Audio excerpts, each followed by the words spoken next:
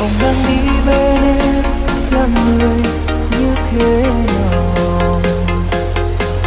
Sợ người ta không yêu thương em, anh biết phải làm sao.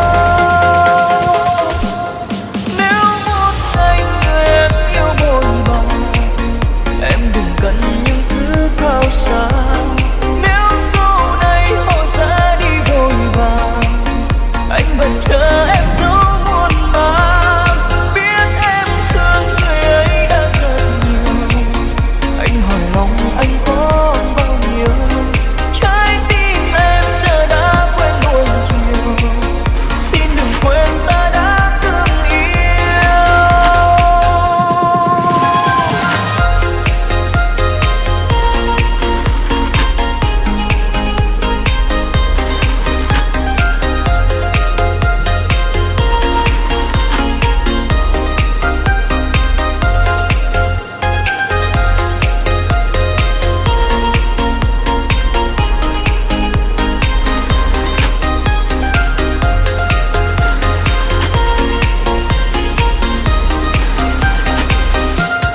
Có ký ức nào đẹp hơn ngày đôi ta bắt đầu?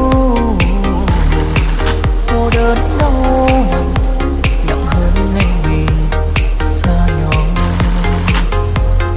Có đôi mắt nào buồn hơn đôi mình anh buồn rồi. Có đắng hay nào mong em vội vàng qua mau. Người đàn ông đang đi bên em là người như thế nào? Sợ người ta không yêu thương em, anh biết phải làm sao. Nếu một ngày người em yêu vội vàng, em đừng cần những thứ cao xa. Nếu sau này họ sẽ đi vội vàng, anh vẫn chờ em dấu muôn màng. Biết em thương người ấy đã rất nhiều, anh hỏi lòng anh có bao nhiêu. Trái tim em giờ đã quen buồn chiều, xin đừng quên ta đã từng yêu. Nếu một ngày người em yêu vội vàng, em đừng cần những thứ cao xa.